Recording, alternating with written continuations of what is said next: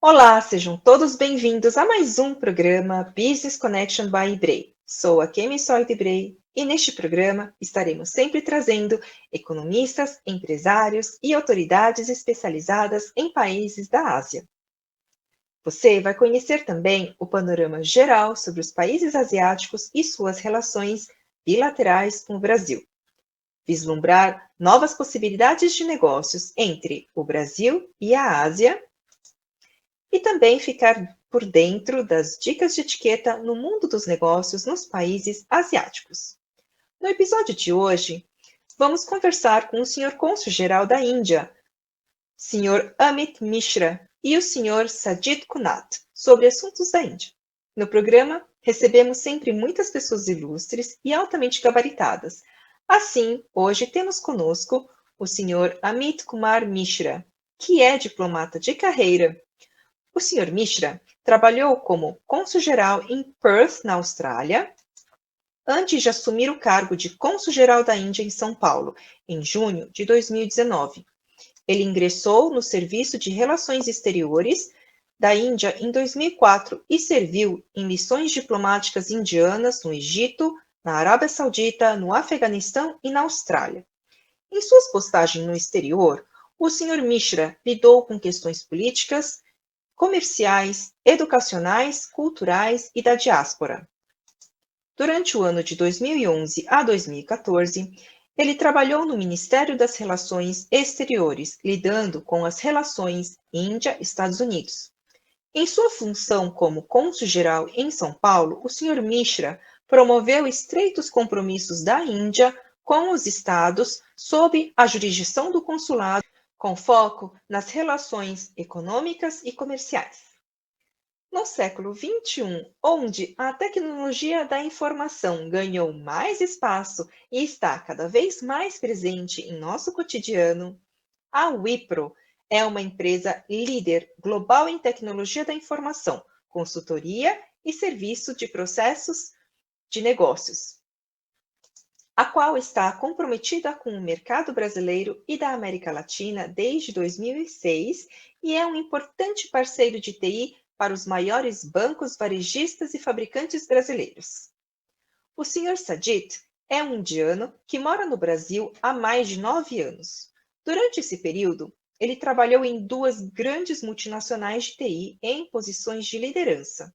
Ele tem mais de 21 anos de experiência nessa área e, antes de se mudar para o Brasil, já trabalhou em várias outras regiões como Europa, Japão, Estados Unidos, Oriente Médio e Índia. Ele é o General Manager na Wipro, responsável por Application Services para a América Latina. Muito obrigada pela presença, Mr. Amit Mishra e Sr. Sajid Kunat. Mr. Mishra, this is a curiosity that you had a background in botany with a specialization in biotechnology, but you followed a respectful career as a diplomat. Could you share your diplomatic path with us and what were the biggest challenges faced? Thanks, Akemi. Sometimes I also wonder what I studied and where I ended up as a diplomat. But in India, all of civil services, including foreign service diplomats, come from a wide variety of background. So there are no surprises there. But as you mentioned about the diplomatic career, I learned Arabic language in Cairo. That was my first assignment. This was followed by my second posting in Riyadh, Saudi Arabia. Then back home 3 years in Ministry of Foreign Affairs at dealing with matters related to United States. And then I spent 2 years in Afghanistan as Consul General in Herat. Then followed by 3 years as Consul General in Perth, Australia. And now for last 2 years, I am here in Sao Paulo as Consul General. It's a very interesting journey, as you see, in terms of the diversity of places also. And it has, I would say, it has been a really pleasure to spend now more than 1.5 decades in this service. It has given me an opportunity to deal with a wide variety of issues, the usual stuff of political and bilateral relations that we have at any other posting. You have commercial stuff, you have cultural, but different assignments or different stations also bring something unique to it. Like when I was in, what you talked about challenges, something big that comes your way, it becomes a part of your memory. In Saudi Arabia, my memories of the amnesty scheme in which more than 100,000 Indians who had overstayed in that country, they returned back to India within a span of 3 months, and we were issuing almost 1,500 passports every day. So you had 1,500 people turning up at the embassy every morning, and in the evening you were distributing the passports. Similarly, we had a lot of schools under the Indian embassy there, and I was part of these management committees. So you would not expect a diplomat to be part of something which includes, if I'm not wrong, 11 schools, 70,000 students of Indian community studying. That was a different experience altogether. And then in Afghanistan, obviously, you would appreciate there were security challenges, but still being able to, the work that the Indian government is doing there was very instrumental in terms of developmental aid and bringing change to the lives of common people. So that is something that has stayed with me from my Afghanistan days. Australia and Sao Paulo, it has been mostly around the commercial work, promoting the bilateral trade and investment ties. But it's a very interesting and diverse. I've done 16 years. I look forward to another 20. So yeah, that's it. Mr. Ahmed, it is amazing. Your trajectory is so rich. Thank you very much for sharing with us all these fantastic experiences. Senhor Kunat, vimos que profissionalmente você passou por várias regiões ao redor do mundo, assim como Mr. Mishra, e gostaríamos que você compartilhasse qual foi o fator decisivo para a sua vinda ao Brasil. Obrigado pela pergunta, Kimi. Acho que isso foi uma história interessante mesmo, né? Eu recebi essa oportunidade no começo de 2012, e se você lembra, né, naquela época o Brasil era o foco do mundo inteiro. O resto do mundo ainda estava se recuperando né, da crise financeira global que aconteceu, né, em 2008 a 2010. E, por outro lado, o Brasil estava crescendo rapidamente e se tornando uma das economias mais fortes do mundo. 2012 e 2013, acho que começou em 2011. E as empresas indianas de TI, elas queriam aproveitar essa oportunidade, né, para estabelecer sua base de crescimento no Brasil.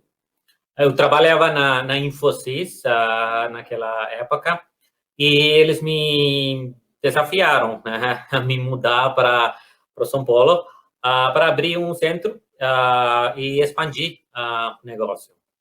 Eu aceitei esse desafio e mudei para cá. Em pouco tempo, me apaixonei por esse lugar e fiquei. Foi isso mesmo. Muito cativante essa sua trajetória, assim como o senhor cônsul-geral, você teve experiência em vários países, né? Quanta experiência até chegar aqui. Muito obrigada também por ter compartilhado a sua história conosco. Mr. Mishra, due to the pandemic, India was in evidence because of the laboratories responsible for manufacturing the vaccines for COVID-19. How has this affected the Indian economy, international relations, and partnerships between governments? Pharmaceutical industry has been the strength of Indian economy for, I would say, last 2 decades at least. And it is a very important relationship even in our trade with Brazil. Now, with reference to pandemic, India had to play an important role just because of the fact that almost 60% of global vaccine production capacity is already in India. So even in case of Brazil, majority of imported vaccines come from India. So since you have this vaccine production capacity, which is a result of many years of development, it cannot be brought overnight or created overnight by any other company. So regardless of which vaccine we are talking in terms of development, whether it be Oxford AstraZeneca or be Sputnik or the new ones that might come up or coming from India. So apart from China, you would see that in terms of production, these vaccine production capacity has to be utilized of what we have in India.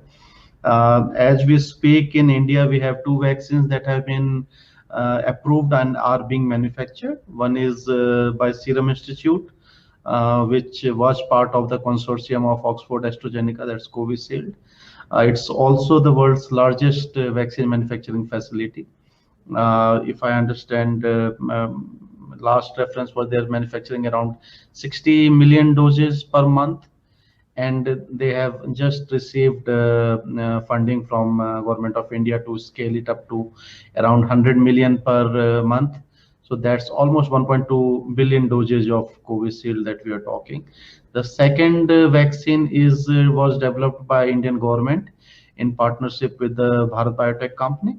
The Covaxin also right now they are manufacturing, their annual capacity was around 200 million, and they have also got in partnership with some other companies in India to scale this up to around 700 million doses per month. But as you would appreciate, when you're talking of India's vaccine production, we are looking at 3 different verticals. We need vaccine for our own 1 billion plus people. We need vaccine for the commitments towards the commercial commitments towards the world, and that Serum has made to AstraZeneca. That consortium has already made commitments all over the world. And the third one is the Global Alliance for Vaccine, COVAX facility that some companies are funding so that the poor and developing countries are not left out of this vaccine access thing. You would be aware that right now in India, second wave is it has come and is causing a lot of trouble. But still, I would say that we are trying to find a balance between these 3 commitments that I mentioned. We have supplied since January. We have supplied vaccines to 95 countries till now, and this includes almost 65 million doses. This includes doses that we have given as grant to some countries. It includes around 20 million doses for COVAX facility, and then there is 36 million in commercial supply. So it's a challenge. It's a challenge for the whole world. If it was simple, it would, at least rich countries would put infrastructure and start manufacturing. It's not as simple as any other product would be.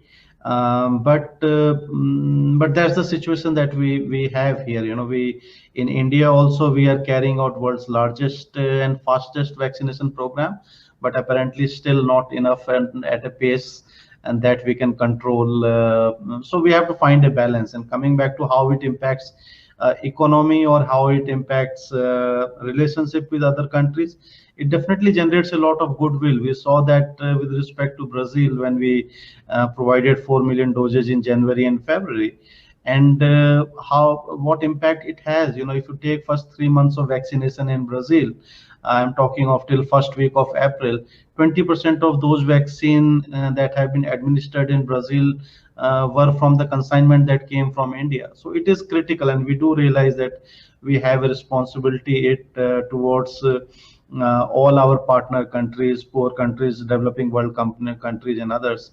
And economy wise, I will not say that the vaccine per se would make a lot of impact, but our ability to deal with this has definitely strengthened India's position, as it's often referred to as the pharmacy of the world. Last year it was hydroxychloroquine, this and other products. This year it's vaccine. So it strengthens that part of trade segment, and I would like to believe that the countries are more receptive to receiving these supplies from India. and see India as a place which is not good at only generics, but is also good at the entire range of pharma products. But I would also like to mention that with respect to our own Indian economy, we, like the rest of the world, we did suffer a negative growth last year, maybe 7 to 8%. But as per the estimates, this year India would grow back very strongly. We are expecting IMF projections are for maybe 12 to 14% with different agencies. So that's a good growth. I think we'll be back on the track that we were before the pandemic came, and this year should be good enough to vaccinate the majority of our target population and continue with the economic rebuilding. So, thank you very much, Mr. Mishra, with all this detailed information and rich information that you brought to us. I think indeed India is doing a really important role for all the countries, because we are all depending and needing these vaccines. Sr. Kunat, como o setor de tecnologia indiana pode influenciar e se tornar parceiro do Brasil dentro dos setores de defesa e inteligência artificial, visto que estamos num mundo onde a privacidade tem sido uma pauta internacional? A tecnologia indiana pode influenciar a direção de crescimento do Brasil de várias maneiras, não apenas nesses setores e não apenas na área de proteção da privacidade. Por exemplo, as empresas indianas de TI, principalmente, têm muita experiência no desenvolvimento de cidades inteligentes, a transformação digital de grandes empresas, inclusive órgãos governamentais, criando soluções para conectar pessoas, né, criar essa conexão entre as pessoas para maximizar, né, o potencial do capital humano. E essas empresas de TI indianas, né, a gente pode trazer esse tipo de experiência, ajudar as empresas brasileiras, né, e o governo brasileiro para levá-los ao mundo digital do futuro. Especificamente sobre privacidade e proteção de dados, a tecnologia indiana pode ser um parceiro do Brasil, porque podemos trazer nosso conhecimento global para montar soluções para resolver os desafios que o país está enfrentando hoje, né? A tecnologia indiana é muito avançada na área de inteligência artificial.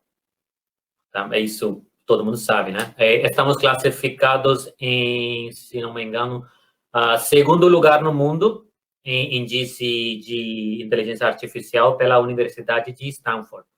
E temos milhares de startups na Índia desenvolvendo soluções utilizando inteligência artificial para resolver os maiores problemas que o mundo enfrenta hoje, inclusive desenvolvimento e distribuição das vacinas, que o senhor Mishra comentou, né?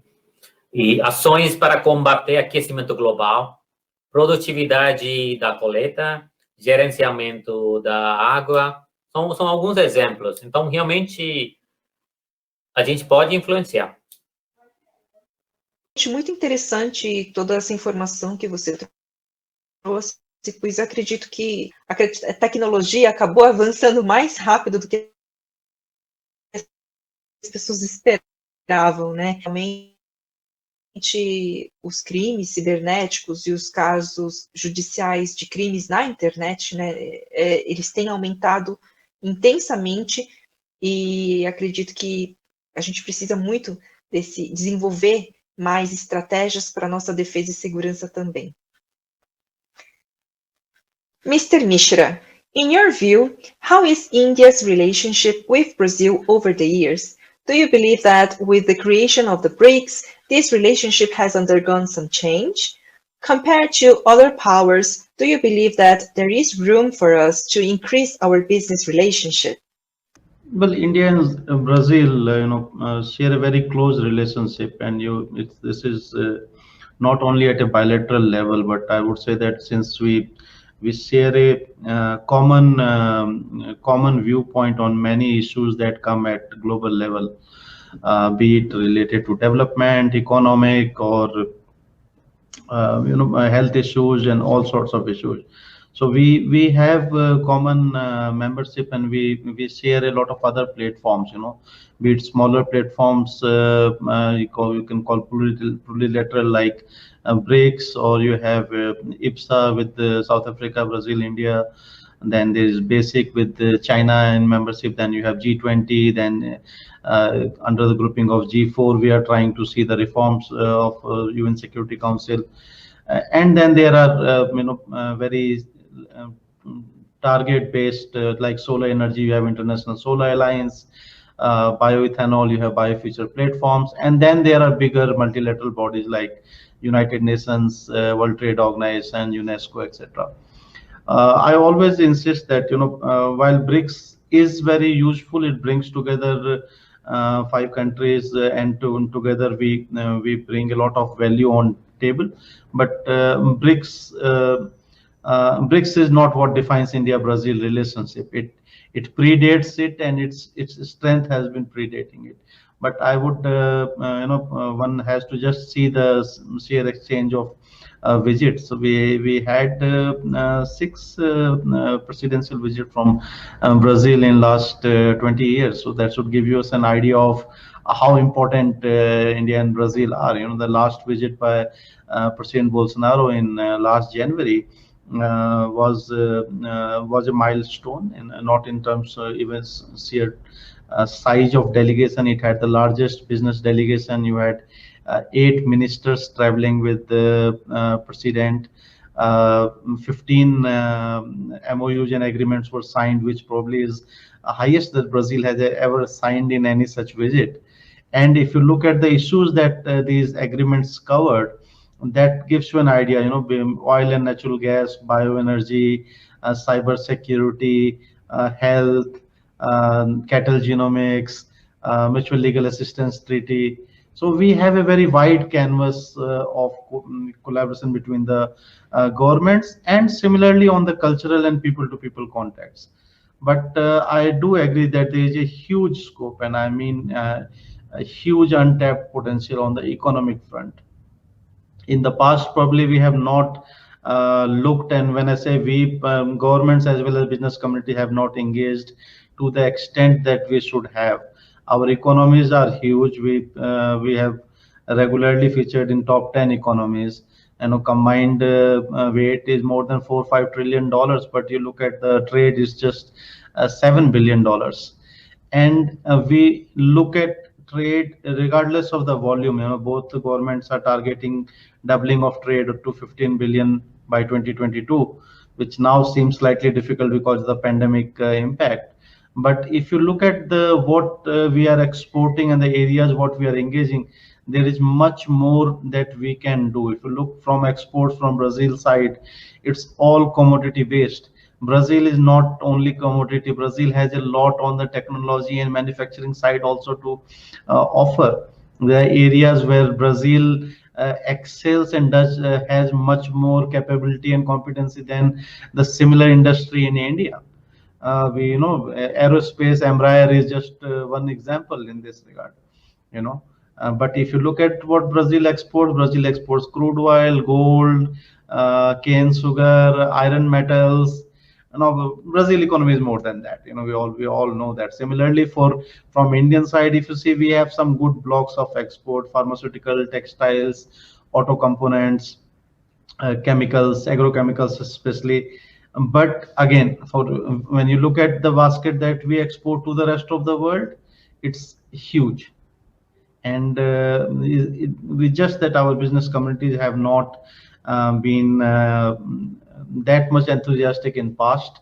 We hope that the change that we have seen in last 1.5 years since President Bolsonaro's visit gets translated in some real business, because since last year we have seen defense was identified as a priority sector. We have seen good movement in defense. We have one Indian company coming here and had a big deal with the Sao Paulo military police in terms of supplying bulletproof jackets. the first such sale from India. You have Taurus opening up a factory in India. So I'm just picking one sector where constant engagement, we are seeing results in a short span of time. In space was identified as a big, again, priority sector with the launch of Amazonia, won by Indian space agency.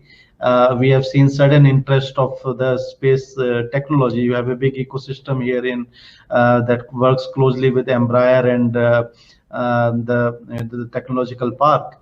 Suddenly, there is a lot of possible collaboration in one subsection of startups. The aerospace and space-related technologies. Similarly, on agriculture, in agtechs and the startups, and the scope is huge. We have to realize that India and Brazil are countries with huge scientific research base, scientific achievements, where these segments have probably not collaborated in the past. The next rise or the growth in trade world over is going to be result of the new technologies that are coming up. What you call Industry 4, artificial intelligence, Internet of Technologies, or Internet of Things. We are strong in this. If you just look at the sheer number of unicorns in both countries, we have to collaborate here, because our challenges, I keep on saying, our challenges are similar, and we should collaborate in finding solutions to that. And this will automatically result in better trade exchange and the trade in terms of the billion-dollar value. We will see the change here. First, we have to bring the right people in the room together to have these conversations. We have started that despite pandemic. I would say last 1 year was good in this terms of engagement. When the satellite was launched, the Brazilian minister traveled to India. That was a good indication that pandemic could not stop these interactions. Let's hope that we build on this and we see the real growth in bilateral trade, which is definitely possible. I don't see any reason why it's not possible. Thank you very much for your words. It's clear that both countries offer so many different opportunities. We hope to continue increasing our relationship to benefit both countries. Sr. Kunat, como o senhor vê a possibilidade de expansão de negócios entre o Brasil e a Índia no setor de tecnologia, visto que nós temos outros mercados hegemônicos no setor de serviços, como o Sr. Mishra mencionou? Com certeza, eu posso te dar uma visão do lado das empresas indianas, né? Eu posso falar do lado nós. E para as empresas indianas, o Brasil representa uma porta de expansão para o mercado América Latina mesmo. Os outros mercados, como Estados Unidos, por exemplo, ou Europa, já estão bastante saturados, né? Especialmente no setor de TI. E os investimentos no setor de TI e não vem crescendo significativamente nos últimos anos. Estou falando sobre os outros mercados, né? Mas no Brasil não é assim. O governo brasileiro e também as grandes empresas brasileiras, né, estão injetando uma boa parte das receitas anuais para modernizar suas funções de TI. E isso motiva as empresas indianas de TI para continuar investindo no país, aqui no Brasil. E estamos contratando milhares de funcionários para atender essa demanda enorme que vemos no setor de tecnologia. E alguns nós estão investindo em comprar também outras empresas locais para ganhar uma massa musculatura, né? E também conhecimento local de domínio. E, por exemplo, a Wipro recentemente adquiriu 2 empresas brasileiras de TI. Isso aconteceu nos últimos 3 anos. Um aqui em São Paulo, Barueri, e outra empresa foi adquirido em Fortaleza, né, na região Nordeste. Isso para ajudar a nossa expansão né, no mercado da região Nordeste. E eu não tenho números exatos, mas acho que as empresas indianas de TI hoje emprega pelo menos 20 mil pessoas, né? Pessoas altamente qualificadas no Brasil, no setor de tecnologia. E mesmo nessa situação de pandemia, nosso mercado continua crescendo. E estamos contratando mais e mais pessoas a cada dia. Mas acho que, como o Consul comentou, né? Isso pode ser ainda melhor. Com algumas mudanças nas políticas do governo brasileiro, né? Não vou entrar em detalhes hoje, mas uma das coisas que limita nosso crescimento aqui no Brasil são impostos proibitivos de importação, que inclui, né, tecnologias que foram feitas fora do país. Então, existe esse espaço de crescimento, mas estamos indo bem nesse setor de tecnologia. Com certeza o setor de TI é o que vem mais crescendo durante os últimos anos, principalmente, acho que todos sentiram nessa época de pandemia, com lockdown. Se não fosse a internet, os serviços, acho que todos estaríamos loucos, né? É bastante complicado, mas muito obrigada pela sua explicação. Com certeza existem muitas existem muitas oportunidades de crescimento. One of the goals of the Business Connection by IBRAE program is to pass information to Brazilian entrepreneurs in Asia countries.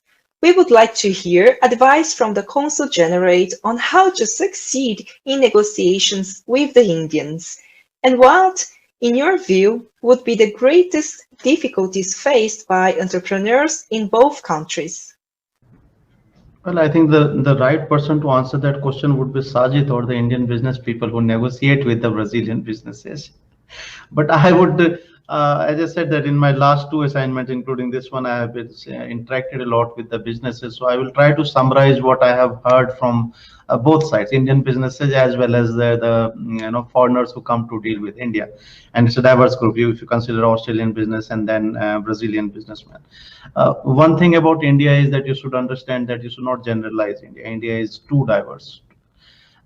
In Brazil, you have a lot of immigration from different countries, but Brazil, there is a Brazilian identity.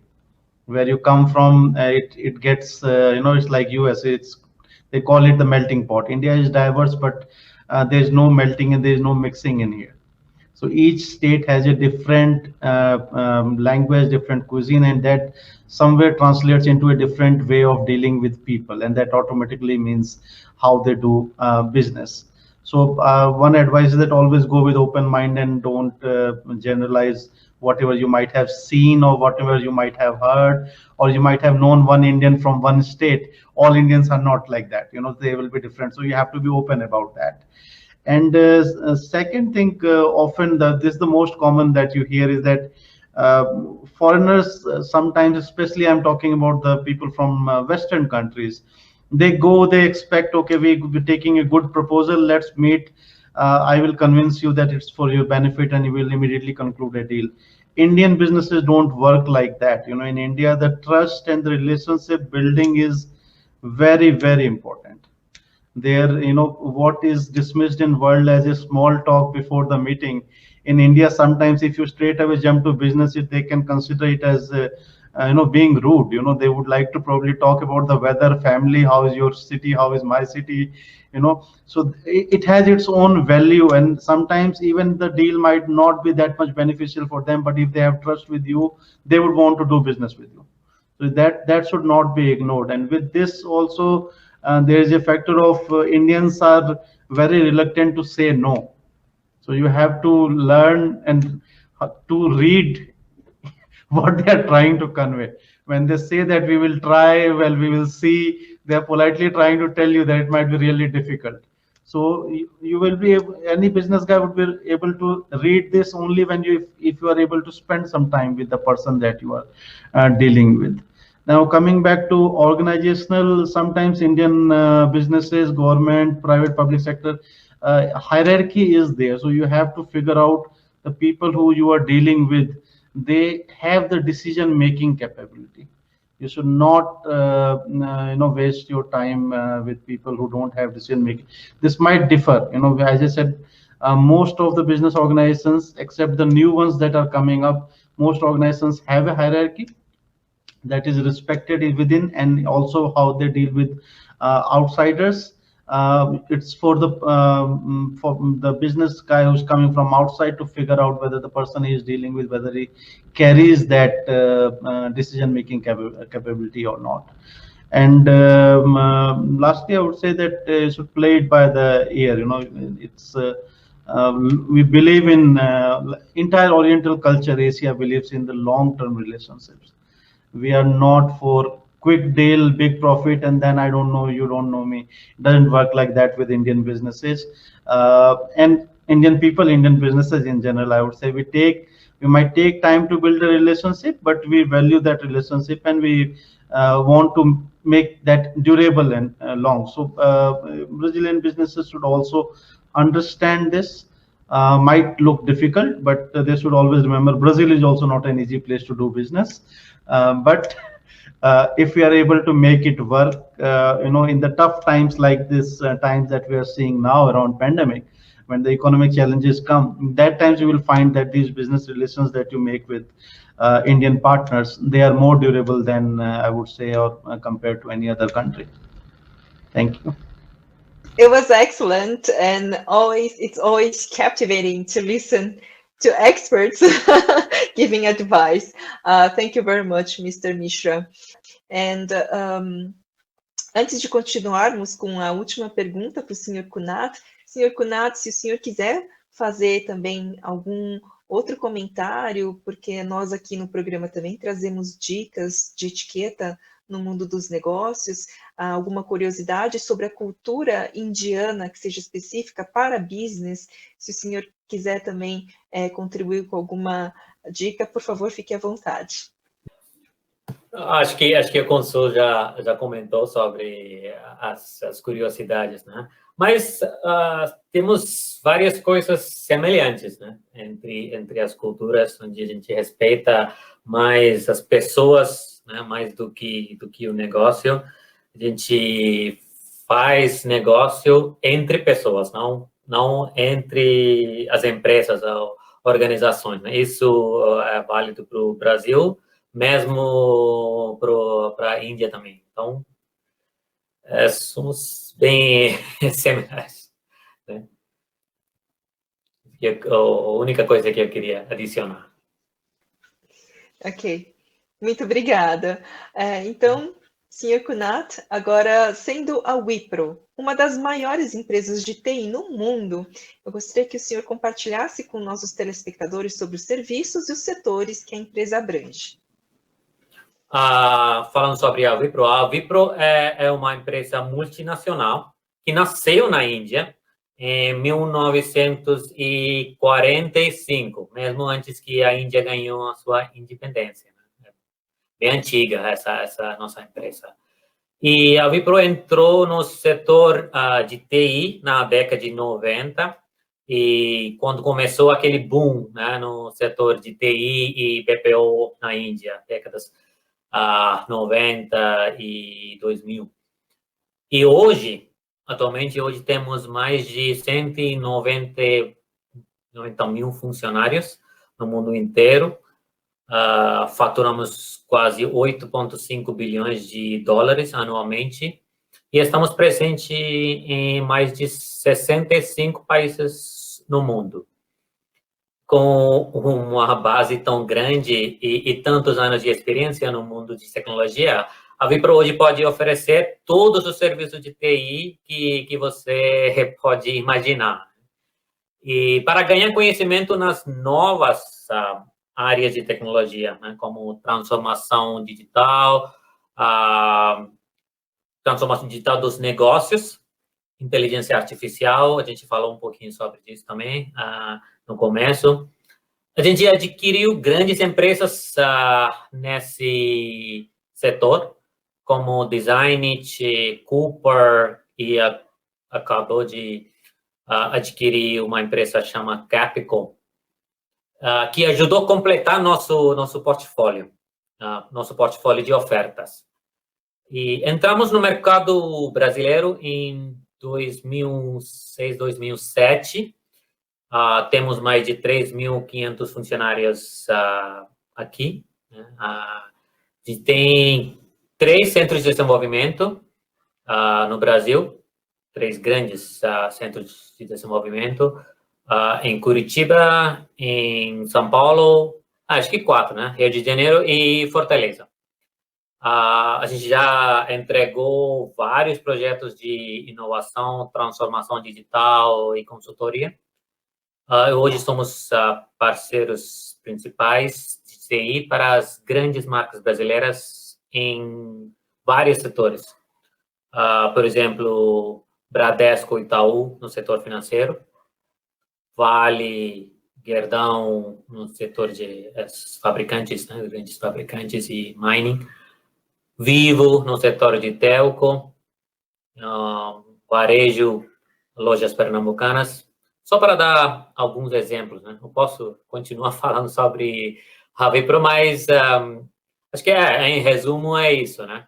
E eu gostaria de agradecer a você, a Kimi e a organização Ibrei para essa oportunidade de conversar com você e compartilhar algumas dicas, algumas ideias né, sobre meu setor, o setor de TI com os seus telespectadores também, né? E, mais uma vez, obrigado. Nós que agradecemos. Eu agradeço muito, foi muito esclarecedor conhecer uma empresa tão importante no mercado hoje. TI se tornou essencial para as nossas vidas e é muito promissor realmente. Muito obrigada. Thank you very much, Mr. Amit Mishra, for your participation here in our program. It's an honor, truly honor to have you here with us. Well, thank you. Thanks for the opportunity. Obrigado. Quero agradecer também a Delight Modas por me investir nesse programa. Hoje conversamos com o cônsul-geral da Índia e com o General Manager e Head da Wipro, que é uma das maiores empresas de TI do mundo. Espero que você tenha gostado do nosso programa e do conteúdo que trouxemos. Se você gostou, convido você a nos acompanhar em nossas redes sociais, compartilhe com seus amigos e ajude-nos também a divulgar a cultura asiática no mundo dos negócios. Agora, se você tiver ainda perguntas, sugestões sobre países e temas que você gostaria de assistir aqui, nos escreva via direct no Instagram do nosso programa. Nos vemos na semana que vem. Até lá!